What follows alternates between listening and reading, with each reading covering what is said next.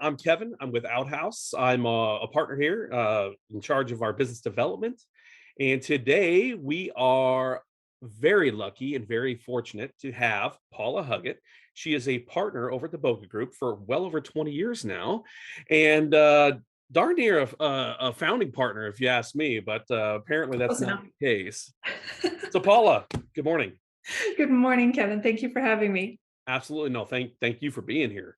So, just like pivoting from a cup of coffee that just scalded me, today we're going to be talking about pivoting, the digital strategy, and that marketing strategy. And the cool thing about this is that, it's kind of funny because Jim and I were going through a few sessions at IBS, and when we were in yours, Jim looked at me just a few minutes in and goes, "That's a webinar. We got to have this as a webinar." So, thank you for being here. And you know what I'm going to do? I'm just going to come in with some questions. I'll actually go dark and let me just hand it over to you and let you kind of take over if you don't mind. That sounds great. I'd All right, love to. perfect. We're all ready to go.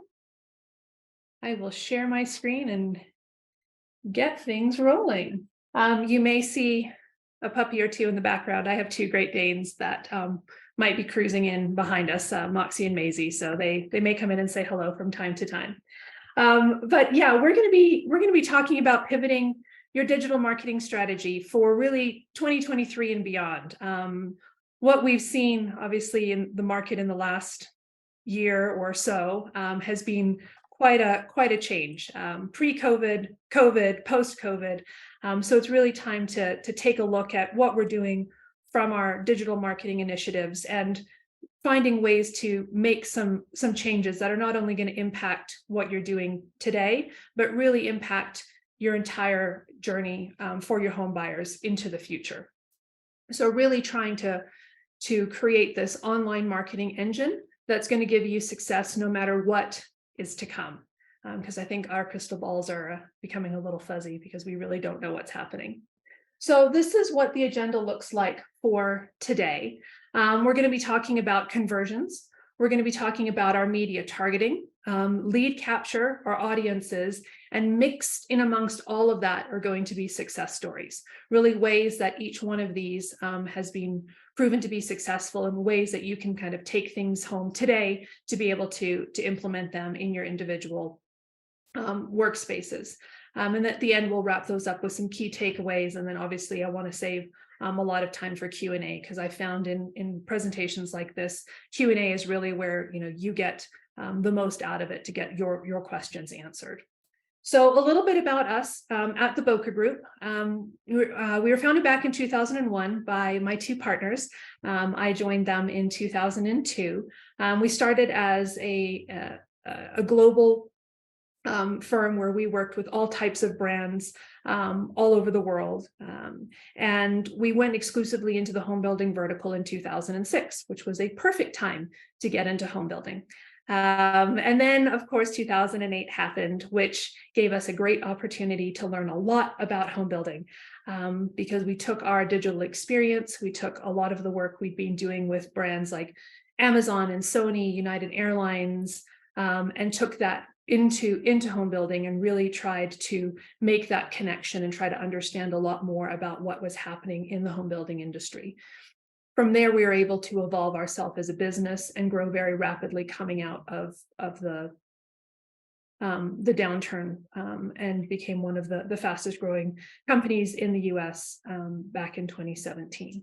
And our mission is to improve the home buying experience. So everything we do centers around what is this going to do to improve the home buying experience. So you'll hear a lot about that in the things that I go through. When it comes to improving the home buying experience, it's focused around the customer. So today we're going to be looking at the green part of the customer experience, but I wanted to show you this as a way to understand everything that happens through that home buying experience, all the way from attract, engage, nurture, but remembering that we also want to delight the customer after we close them on a sale through contract, through move-in, through referral. We're going to be focused on the attract, gauge, nurture in this conversation today. So the first part we're going to talk about is conversions, is really our numbers and understanding our numbers. Average conversion rates in the home building industry These are numbers that you should know. So impression to visit. This is total impressions that you're getting out there from your marketing, from the awareness that you're driving for whatever it is that you're out there, doing through all of your marketing initiatives, should be about 1%. Those visits driving to leads, driving to your website, to your walk-in traffic, should be about 0.5%. The amount of leads that you're getting through your website, through walk-ins to appointments, should be about 20%. And those appointments to sale should be about 20%. Now, these are overall industry averages. Something that I explain to all of our clients and any builders that we're talking to is these are industry averages. We want to use these with a grain of salt because every market is different. Every builder is different. So we want to look at what your numbers are, and we want to know your numbers. And we want to make sure that each time we're looking at your numbers, we're improving upon what they were previously. And that's really important to know, because if you're converting at 2% impression to visit, we don't want to say, well, then we're good enough, and we don't want to make an improvement. And just like if we were converting at less than 1%, that we're an absolute failure and we can't get better. So it's ways to know your numbers, but constantly strive to improve. I want to share with you some very important calculations that I think every builder should know and be able to monitor and manage themselves. I'm very surprised at how many builders that I come across that don't look at these numbers on a regular basis. This is something that we highly recommend that is looked at on a monthly basis, so that you know exactly what's happening, especially on the media side, because that's your outgoing expenses. So you want to really make sure that you understand exactly where your money is being spent, the number of impressions you're getting overall for the money that you're spending, the unique visits that are coming to your website, not necessarily what's being reported from your provider, but what is actually coming to your website, and how many leads you're getting from that media that you're spending. That way you can break down what is truly your cost per impression, your cost per visit, and your cost per lead opportunity. And knowing that, you'll be able to optimize your media based on exactly what it is that you're seeing. What we do find is publishers do get different types of numbers when it comes to clicks, when it comes to certain types of volume. So we want to make sure you're tracking these, specifically what's on your website. And then that will in turn give you your percentages of your impression to visit, your visit to lead. And that will begin to populate out month over month. And then you can start charting that longer term and then be able to tweak your media based on exactly where you're seeing success. Paula, can I ask you one question? Yeah. For builders, do you have any kind of advice or direction on establishing a budget for your marketing spend? Yeah, that's kind of the $1 million question, right? So budget is always one of those numbers that is sort of challenging to put out there. The rule of thumb is typically for an overall marketing budget, it should be somewhere between 1% to 3% of revenue.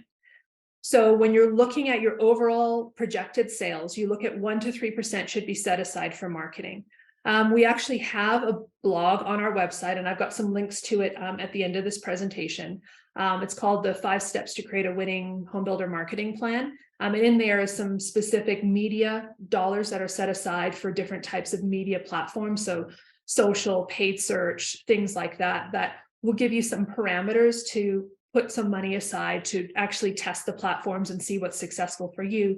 And using a metric like this, we'll be able to identify your cost per impression, your cost per visit, and your cost per lead. And that way you'll know that, yes, my audiences are on this platform and this is successful for me, so I should continue to invest in it. Perfect. Thank you. Thanks, Kevin. When it comes to the full funnel, this is where we're taking all of our visits, all of our lead opportunities, all of our appointments, and calculating those against our sales. So again, another set of conversion metrics that we want to make sure that you know, because in order to optimize our marketing, in order to know where our best dollars are being spent, in order to identify where there are any holes in our funnel, we've got to know our numbers.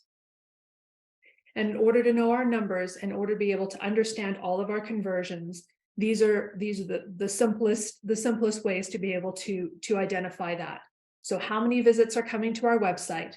How many lead opportunities are being tracked? That's meaning how many conversions we're getting on our website, how many people are coming through our door, how many appointments are we setting? So how many people are coming in and scheduling appointments? How many appointments are OSCs getting, right? How many sales, net gross, as long as you're tracking the same number every month. This example is net. And then you're able to calculate that visit to lead opportunity to appointment, and that appointment to sale. And then you can look at that based on that funnel that we saw at the beginning, based on those industry averages. Now, something to note here is lead opportunities are not unique leads. Okay, lead opportunities have multiple contacts or conversions across different conversion channels. So a lead opportunity, they may convert on your website through a lead form. They may call in through a trackable phone number. They may convert on one of our, inbound sites like a Zillow or a BDX or something like that. And they may walk in. That would be one unique lead, but it would be 4 lead opportunities. In the sense, it would be in there 4 different times. So that's just something to take note of. But again, looking at these numbers, you'll be able to track that month over month and then quarter over quarter to be able to identify where there might be some holes in the funnel and then what you need to optimize.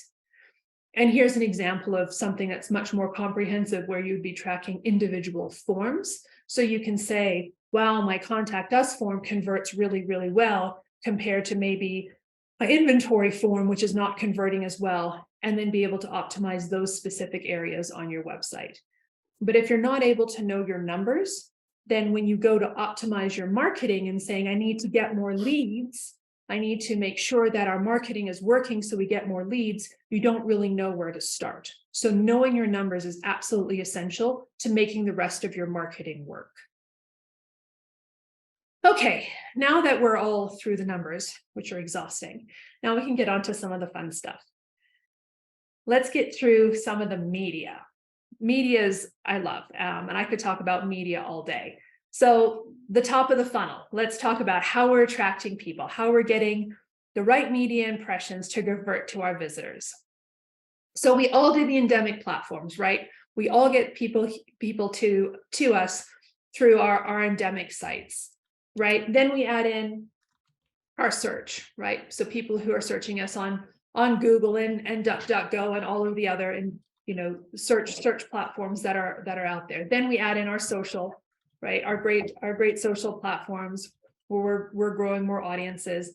And then we have a real fun time for those of us that have the opportunity to go out and do some of the display on some of the programmatic platforms as well, where we're doing display banners or radio broadcast in some cases.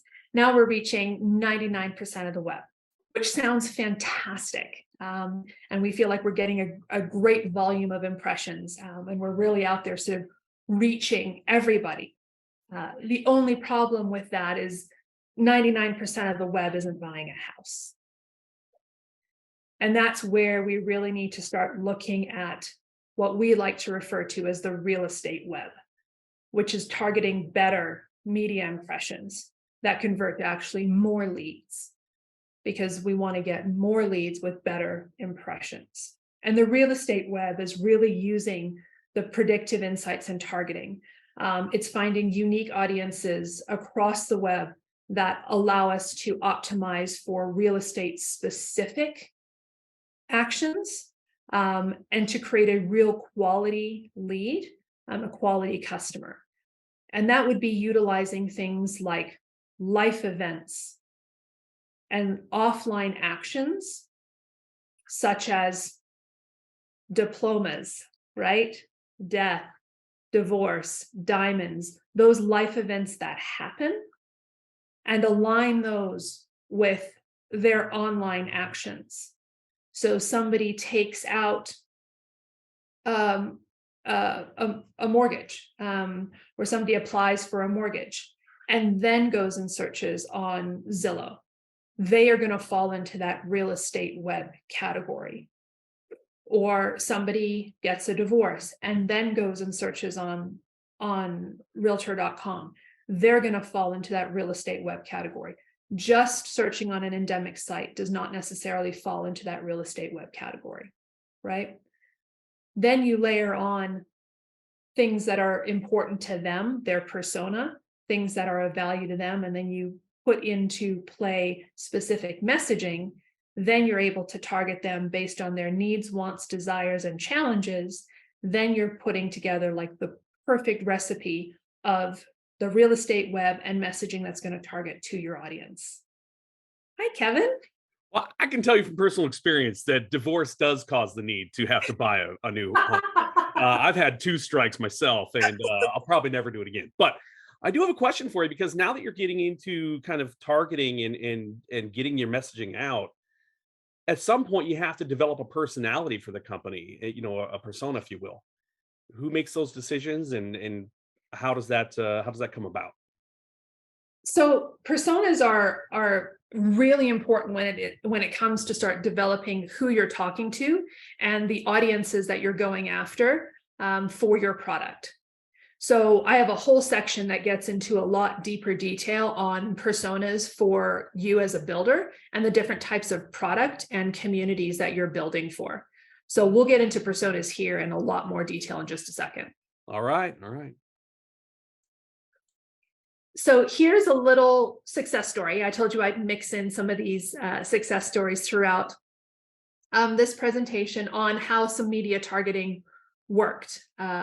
So here's a builder that was promoting a grand opening. This was sort of a phased campaign where there was some pre-grand opening messaging, then it was a now open message.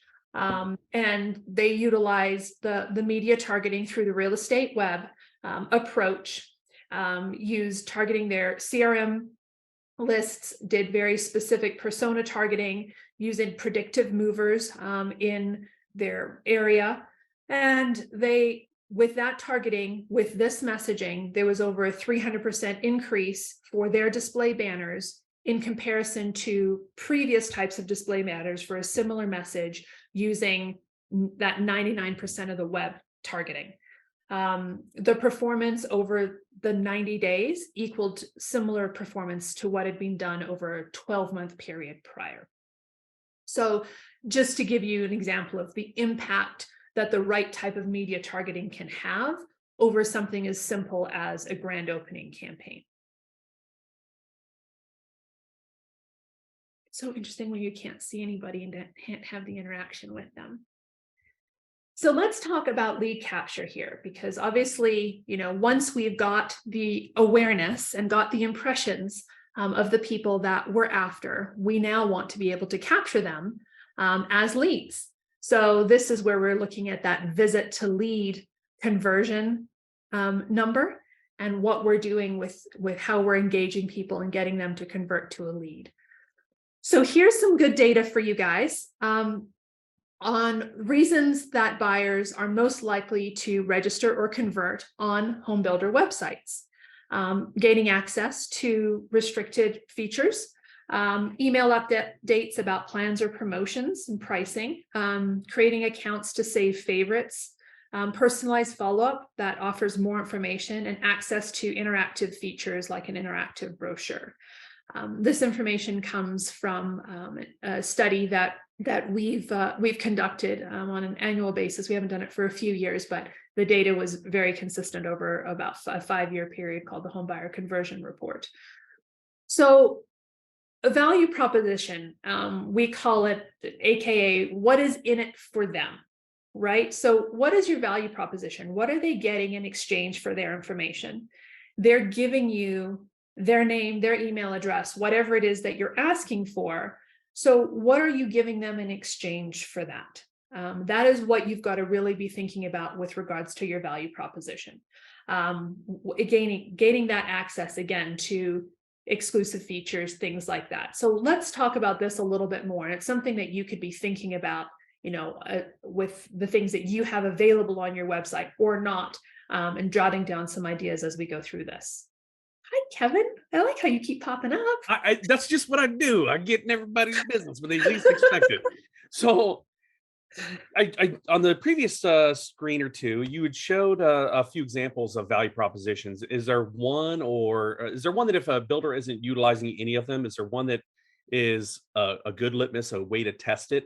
As far as what value proposition would work best for somebody just wanting to dabble into trying something new on their website. So I think some of the ones that work really well, I mean, all of these have great value. Obviously, the statistics show that, access to restricted features, something like this that we've seen work well across clients is, this is sort of an example, this is a restricted content, getting, a custom welcome kit, something like that, a brochure, that kind of thing, which should be easy to do. A lot of builders have their own brochures that you can make as a downloadable PDF. And that's something that's typically very easy to do. Access to kind of plans and pricing is something else. You've just got to be careful of that.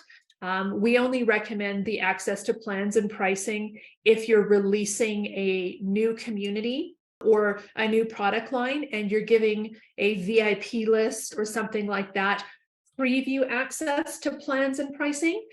It's not about gating something that's already on your website, and because your competition is not doing that. So the plans and pricing side of things is really only sort of for a VIP access. So that's sort of that's sort of the caveat with that. So I think something like a welcome kit, a brochure, that kind of thing works really, really well.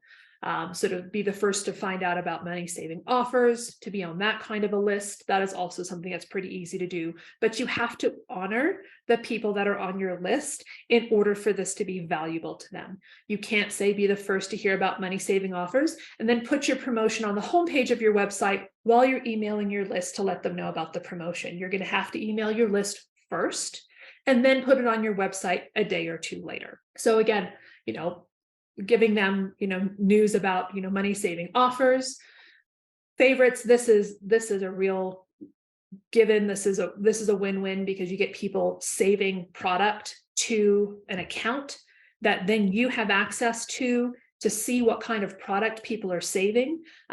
When we do this for clients, we recommend that they look at what people are saving compared to what people are buying. That way they can say, well, people are saving a lot of this type of plan, yet that's not the one we're selling. Where's the breakdown in product development here? Why are they saving this one yet buying something else? And it gives them a lot of product insight without actually having to do a lot of surveys and things like that. And then interactive brochures, as I mentioned before, are pretty easy. If you have a corporate brochure, you just use something like Issue and make it a flip book. An easy way to test this out is to utilize landing pages. You don't necessarily have to build it into your website. You can utilize landing pages and see which ones of these actually work well for you and your audiences. So let's talk. Yes. Hi. Boy. So did you just say that your landing page doesn't have to be on your website? It could be in the ether somewhere else? How would a builder utilize that? So landing pages can be done in various ways. Not all builders necessarily have access and control to their websites. So there are a lot of other ways that you can build landing pages. There are marketing automation solutions that you can buy into that have landing page components to them. A lot of our clients will use tools like HubSpot or Pardot. MailChimp also has a landing page component that they sit externally to your website and that you can send traffic to. You can direct traffic to those landing pages. They can still link back to your website. They can link from your website. They just don't have to live on your website. They all can connect and look like your website, but they don't actually have to be built on your website platform. Thank you. Which can actually make it a lot easier for builders to be able to manage and implement them without the need or the use of necessarily their website company. They might have them build initial templates for them, but then go in and be able to create different types of landing pages for different needs. But talking about landing pages, It's really great to be able to use landing pages to, again, test out conversion options, to be able to use for various types of inbound campaigns. And when we look at the landing pages, we really want to look at conversion-centric ideas, conversion-centric goals, and conversion-centric opportunities. So we want to define what the goal is for the landing page. We want to look at who the target audience is, and then create a strong, compelling headline with a strong value proposition. We want to call them to action, and the call to action is never submit. So it's something like become a VIP, or download a guide, or something to that extent.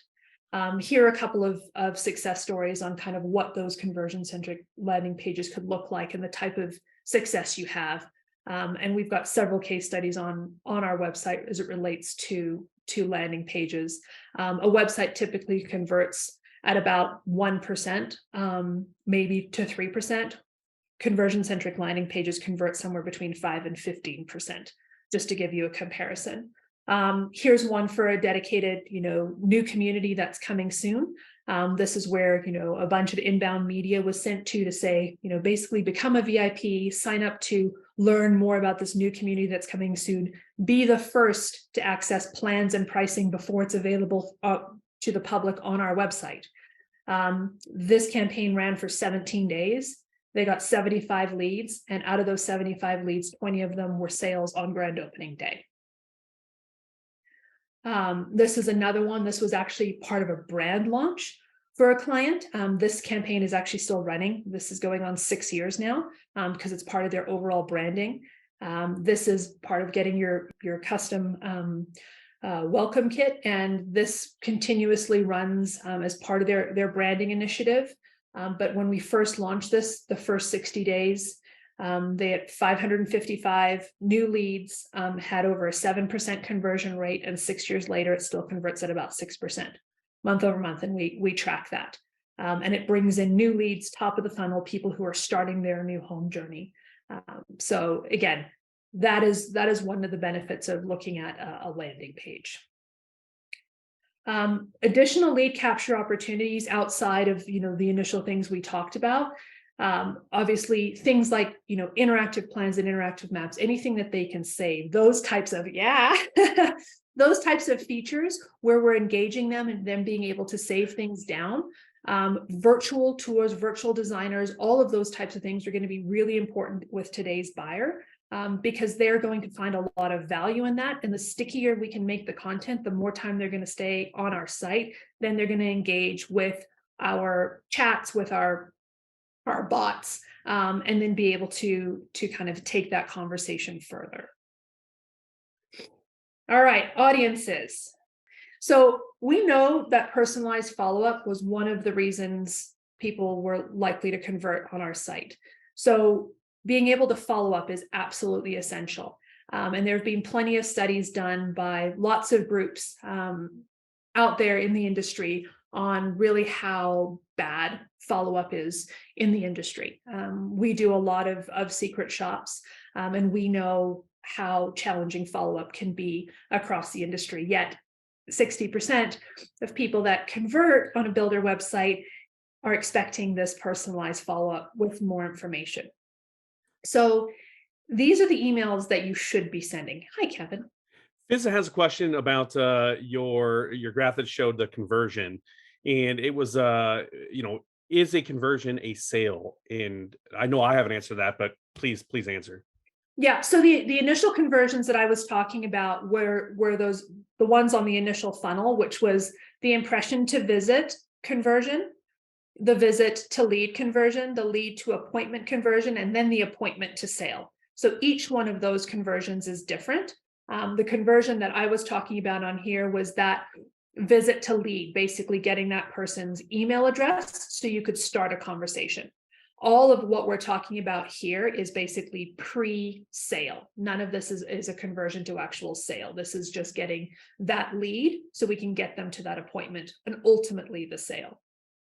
Hopefully that answers it. If not, then ping me again, and we'll dive into that a little bit more. So here are the emails that you should be sending to follow up with your leads that you get that have converted on your website. Obviously, a follow-up sequence. Anybody that's shared their information with you needs to be followed up with. And it's not one or two or three emails. Statistics show that they need to be touched somewhere between 10 and 12 times before they're actually ready to make that next step of engagement. So a follow-up sequence needs to be somewhere between that 10 and 12 touch point series. Awareness and nurturing. This is kind of that continual drumbeat that they should be hearing from you. Re-engagement is those people who haven't been engaged with you. They might be, what your sales team refer to as kind of your D leads, people they haven't heard from, people that they haven't engaged with for 3 months or 6 months or a year, that are in the database, but we want to send them opportunities to re-engage with you, get back to the website, see what you have to offer. And then inventory, product, and offers. So that's stuff you want to be able to be sending out on a regular basis. And at a minimum, you should be connecting with your entire database once a month. Here's a success story about nurturing a database. This was a client that was doing just big email blasts and not having a lot of success. And so what we recommended was strategically segmenting their database and looking at a multi-topic type of approach whereby we could talk to their buyers, at various stages within their home buying journey. And what this resulted in is taking the exact same database that they had been blasting to, and by segmenting it and creating content that was more specific to various stages in the home buying journey, between 1 month and the next month when we took over, we saw click-throughs increase by over 2,000%, email opens increased by over 500%, click-through rates were almost 75%, and within 30 days of the campaign, there were 10 homes that were sold off of those emails, just from the database that they had. And this strategy has continued with this builder 10 years later, and they continue to see incredible results from nurturing the leads that are already in their database. Personas, Kevin, this is where we're talking about the people. So personas are absolutely essential when you're talking about who are your buyers and what are their needs, what are their goals, what motivates them, what are their common objections, and what are their challenges. And this is work that we recommend every single builder does, because if you don't know these things about who your buyers are, then how can you create the right messaging that connects with them? I mean, how is it possible? I mean, then you're just talking about yourself, right? And you can't connect with somebody unless you know more about them. So this is an exercise that we recommend everybody does, and everyone takes part in. This is a simple example of kind of a persona worksheet. And I actually have a blog coming out in a week or two about personas and about progressive profiling. So there'll be more information on our blog soon about that. But it's really understanding people at a deeper level, and then being able to create the right messaging to connect with them. And it ultimately looks like this. Your personas become these people. So this is Adam and Allie. And Adam and Allie are a young family, and they're a nurse and they're a police officer, and their dual income is 120,000, and their price point is $350 to $450, and they'll spend about $60,000 to $70,000 in upgrades, and they have a young family, and their goals are to get a larger space because they're growing their family, and they want a good neighborhood for their kids. And your messaging strategy will come for that. Their motivations are style and design.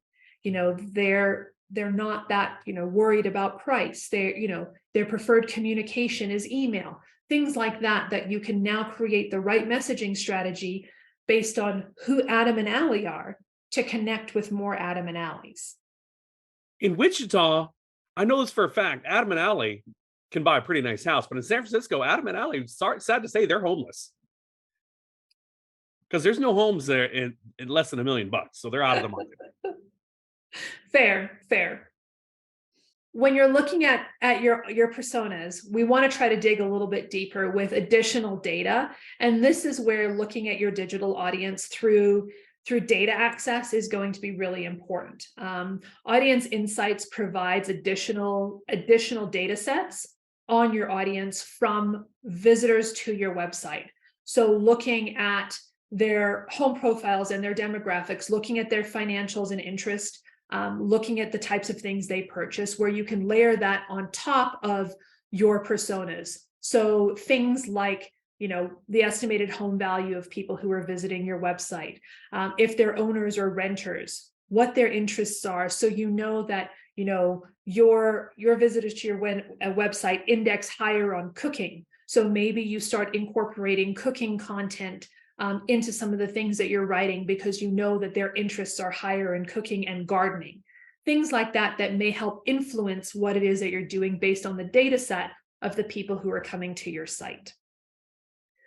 The last piece here I want to touch on is progressive profiling. And this comes a little bit more advanced when it comes to marketing automation solutions and how you get to really understand who your leads are.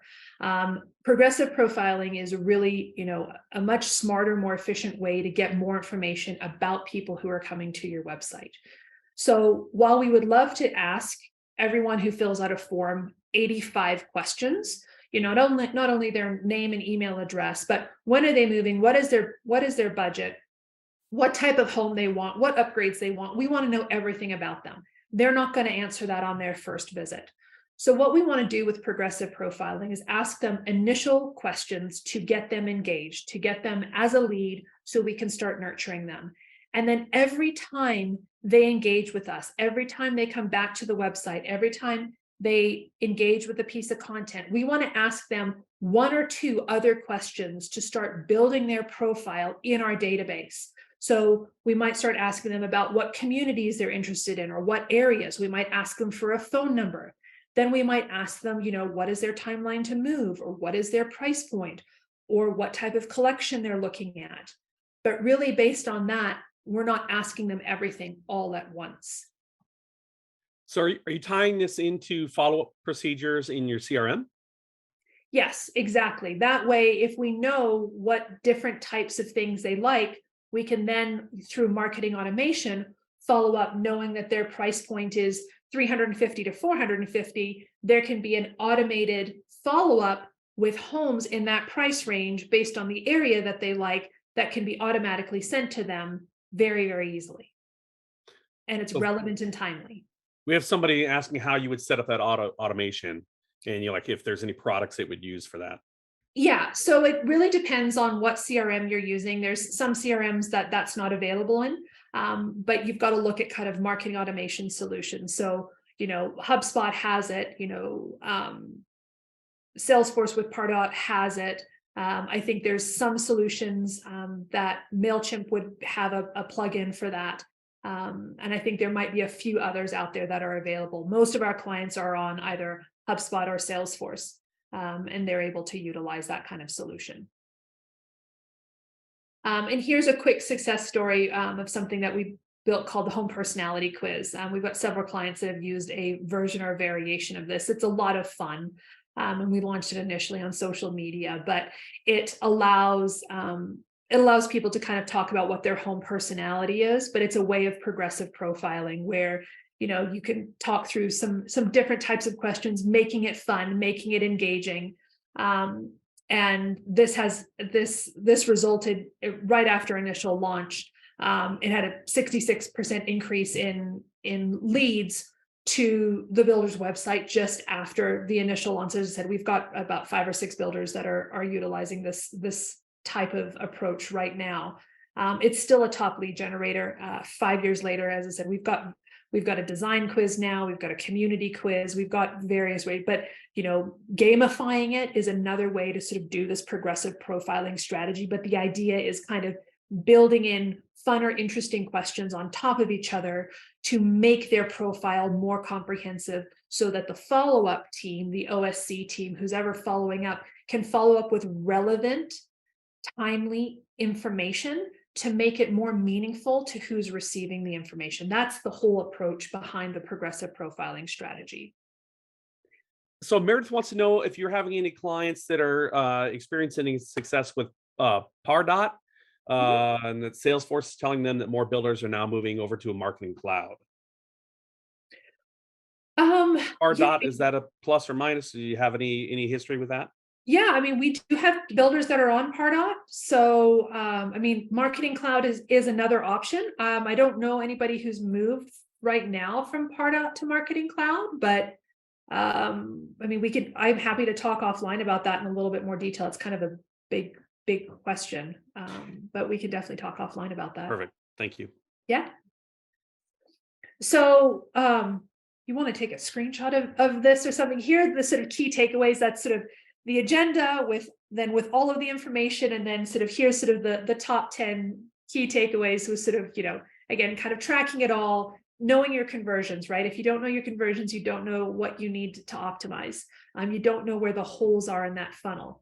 Your impression to visit, your visit to lead, your lead to appointment, your appointment to sale.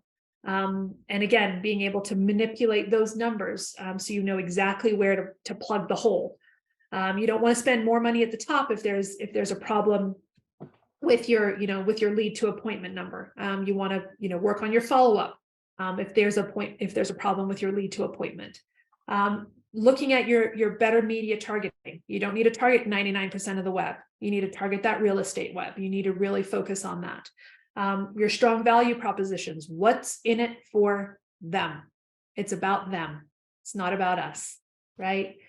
Develop the right type of content strategy to support the conversion-centric strategy. So what are we developing that's in it for them? Do we need to develop a brochure? Do we need to develop a download guide? Do we need to put together the top 5 floor plans for families? Do we need top 5 floor plans for entertaining, top 10 floor plans for 2023? What content can we develop to help support that conversion-centric strategy? Landing pages. Let's go create some. Let's go test some of these conversion ideas on these landing pages. Nurture your database, right? Create your personas. Start with 3 and build out from there. Collect your audience data. There's some basic stuff in Google Analytics, Universal Analytics while we have it. And then, GA4, bless us all, what that will turn into. And then create a progressive profiling strategy. Think about the types of questions you want to ask. And even if you end up asking them via email because your CRM doesn't support it, think of it strategically so that you can start building the right type of profile in your CRM. Here are a few blogs that I pulled out from our insight section of our website that I thought would be valuable to you guys based on the content we talked about here. We have hundreds of blogs on all kinds of content that I didn't get a chance to talk about here. If you're interested in customer surveys or customer experience, if you're interested in more on the technology side, sales, I mean, we have a wealth of information, but if you go to bokagroup.com/insights, that is our blog. And you can look through a variety of pieces of content, but here are sort of 5 or 6 of them that I thought tied in well to what we were talking about today that I wanted to at least share with you as some sort of quick wins that you could pull down and dig in a little bit more. And we have blogs coming out every week, every other week. And if you wanted to sign up to receive those when they came, there's a place to register right on there. Now I'm free for questions. Well, we did have a few come through. One was, I'm having a hard time reading my own the little chat here. Well, a lot of thank yous. Thank you, Paula. Thanks for sharing the insights. Another question is, how do I get more of this information on my target audience? Besides, like the forums and contests and stuff, but how do you gain that? I mean, is it just IP address that becomes goes from being agnostic into an actual attainable person with data attached to them? So there's a couple of ways. So there's some basic information that comes through Google Analytics. The audience insights piece is there is a pixel that that we have available that we could drop on your site to be able to track those charts that you saw. That's some of our proprietary data that we could drop on your site that you can track all of that and get all of that data. So if you're interested in learning more about the true audience insights piece and that data, let me know and I can send you over much more detail about that. All right, so let's just get into a couple of last little minute things. Number one, thank you everybody for attending today. Paula, thank you for your time today. And everybody, we're about to get into some door prizes here, but number one, Boca Group is sponsoring a summit. The Digital Marketing Summit here in, or actually not here, but in Denver, Colorado this year on October 18th and 19th. So please mark your calendars. That is co-hosted by Outhouse and Blue Tangerine. So let's go ahead and hey, Greg, yeah, Greg, you're a host there. You'll definitely be there. Carol, you'll be there too. Actually, Carol's one of our speakers. Paula, 100% as always, you are a gem. You're a wealth of knowledge. We appreciate you and all the work that Boca Group does. And any last words of advice or any way that people can reach out to connect with you personally? Yeah, I mean, I'm happy to answer any questions. I mean, my email address is paul@bocagroup.com. I didn't put that on anything. It's sorry. So if you have any questions and would like to learn more about anything that I talked about, just feel free to shoot me an email. And I'm happy to help in any way. I know I went through a whole lot, and I think I talk a little fast. So It was definitely fire hose for sorry taking a about sip of that. water, you know. But yeah, I that's tried all to right. bring it down. But there's so much opportunity I feel like we have right now to be able to pivot from where we've been and really, harness stuff to be able to be more efficient in the future. And so please just feel free to reach out, and I'm happy to share any of this for anyone who wants more. Paula, thank you again. And thank you everybody for attending our webinar today with Paula Huggett of Boca Group. We appreciate you and get to pivoting your digital marketing strategy. Thank you again and have Thanks, a everyone. fantastic day. Bye.